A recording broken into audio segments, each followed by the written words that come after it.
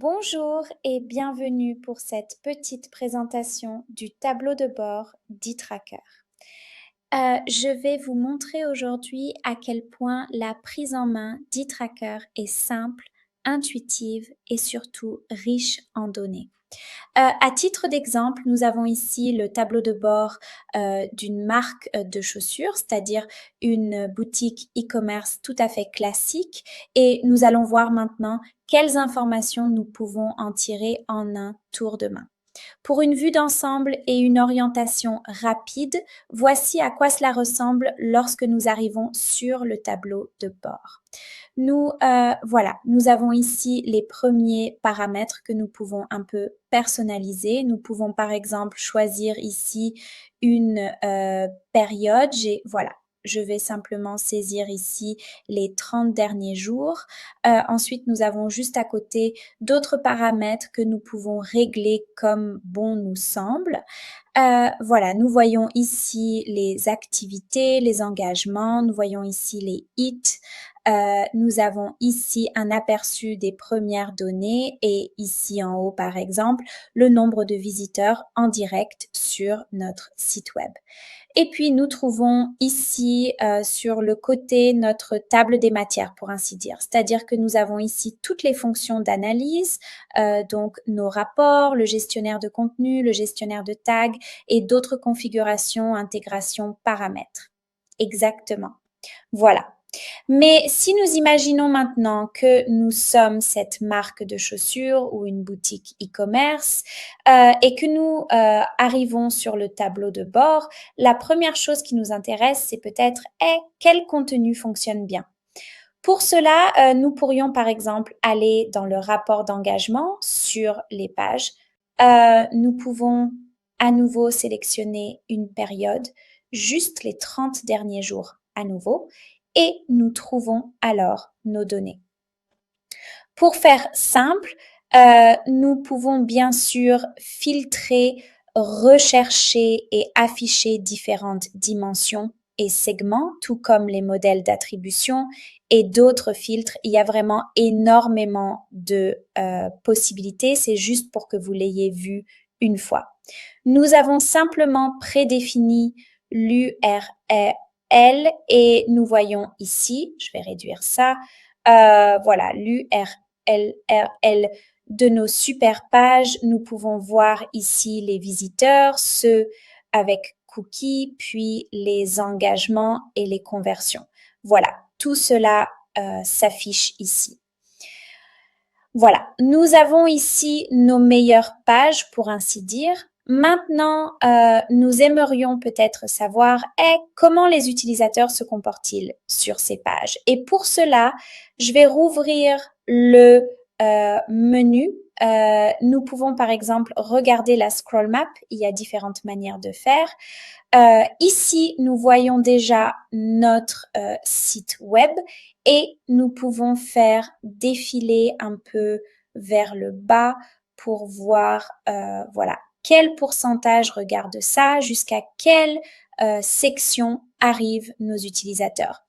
Nous pouvons aussi regarder cela sur tablette ou sur notre version mobile. Alors, pour trouver encore plus de détails, nous pouvons aussi regarder cela sur un parcours de clics.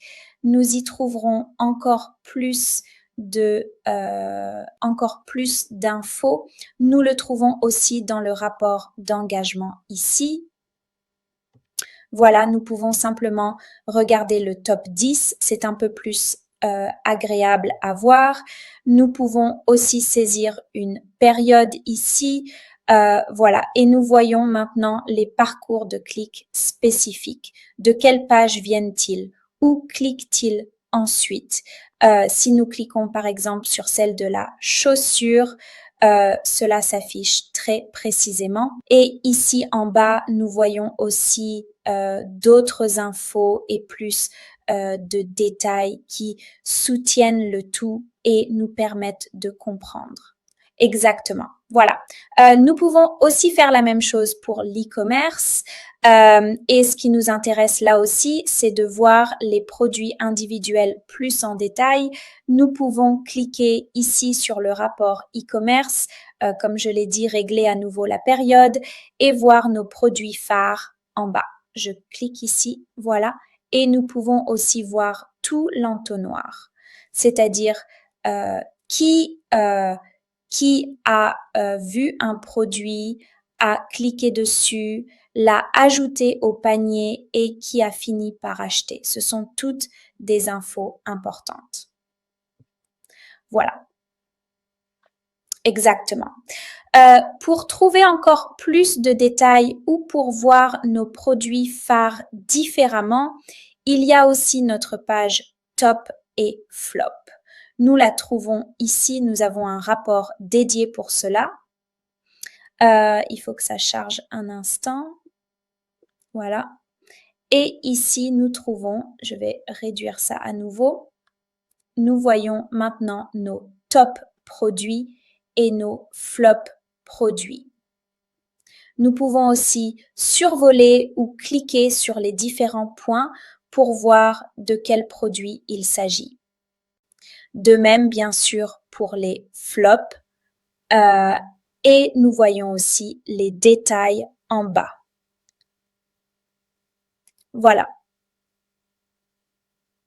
Alors, pour maintenant, nous savons déjà quelles sont nos meilleures pages. Maintenant, nous savons quels sont nos meilleurs produits. Maintenant, ce qui nous intéresse peut-être aussi, c'est, hey, d'où viennent nos utilisateurs au juste? Et là, nous pouvons aussi aller dans le rapport marketing et regarder sous canal d'où viennent nos utilisateurs. Ici aussi, nous pouvons sélectionner les 30 derniers jours et nous voyons en bas le canal. Oups, voilà. Ici, nous avons le SEA, l'email, le SEO, les réseaux sociaux. Voilà. Et c'est là que vient naturellement, ou plutôt je voudrais vous montrer particulièrement le point fort d'eTracker, à savoir que nous pouvons mesurer les visiteurs avec et sans consentement aux cookies. Ici, nous voyons tous les visiteurs. Ici, nous les voyons avec cookies et nous pouvons directement constater que, d'accord, ici, 47,93%, cela signifie qu'au moins plus de la moitié des, donc la moitié des visiteurs nous manqueraient. Les données des visiteurs nous manqueraient si nous ne pouvions suivre qu'avec consentement. Voilà, et avec eTracker, nous voyons que vous avez une qualité de données à 100% absolument conforme à la loi et donc tous les engagements et toutes les conversions, voilà, toute la gamme pour ainsi dire. Et cette qualité de données vaut de l'or, surtout pour Google et Microsoft Ads. Et vous vous demandez peut-être maintenant, hey, que signifie l'optimisation des enchères ici? C'est très simple, les algorithmes de Google Ads ont bien sûr besoin d'un maximum de données de conversion pour apprendre quelles annonces attirent les meilleurs acheteurs. Et s'il manque 50% des données à Google, l'algorithme enchérit, eh bien, presque à l'aveugle. Et c'est précisément ici que nous passons à la configuration. Voilà. Exactement. Et grâce à l'importation automatique des conversions, nous envoyons ici des données côté serveur et sans consentement vers Google Ads. Google apprend donc avec une base de données complète sur les ventes et vos campagnes sont nettement plus performantes.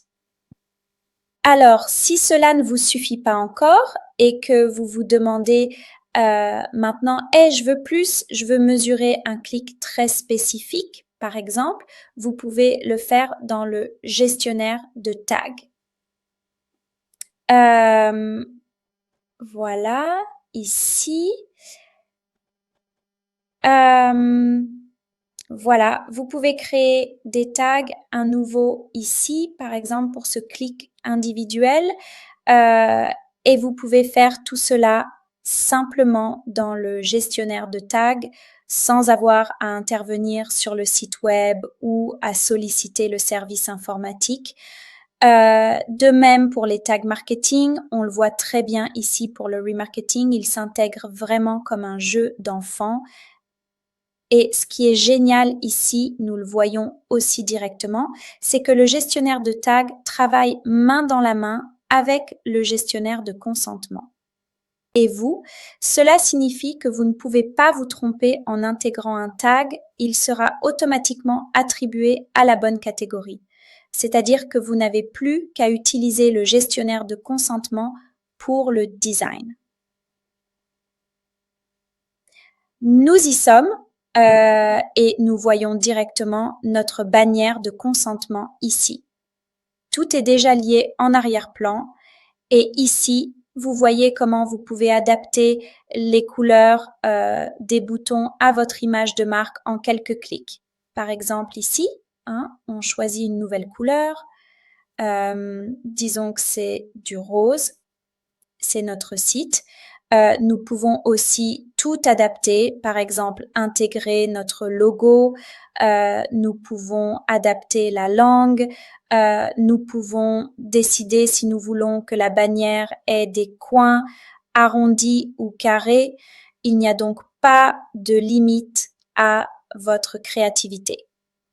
Voilà, cela fonctionne très simplement et vous pouvez tout de même être sûr en activant et configurant cela ici que tout est juridiquement sûr et que vos tags et le consentement ne se bloquent pas mutuellement. Voilà, nous avons examiné les rapports, différents types. We have seen what we can configure else. We have briefly seen the server-side tracking. Nous avons vu le gestionnaire de tag et le gestionnaire de consentement. Et oui, bien sûr, il y a encore énormément de choses à découvrir, mais cela devrait d'abord vous donner un aperçu général de ce qui est possible dans les grandes lignes. Ce qui est important en tout cas, et c'est la conclusion, c'est qu'avec eTracker, vous obtenez une qualité de données maximale et complète. Vous disposez d'un reporting intuitif et personnalisé, d'une liaison automatique entre Ads et le gestionnaire de consentement, ainsi que de toutes les possibilités de traitement ultérieur des données via API et autres. Oui, comme vous le voyez, je pense que le marketing axé sur les données ne peut pas être plus simple. N'hésitez pas à essayer, nous serons ravis de vous accompagner. Nous espérons que c'était clair pour commencer. Sinon, nous serons ravis que vous nous contactiez si vous avez des questions ou des souhaits. Voilà, nous vous accompagnerons bien sûr pour découvrir tout cela, l'intégrer et oui, portez-vous bien.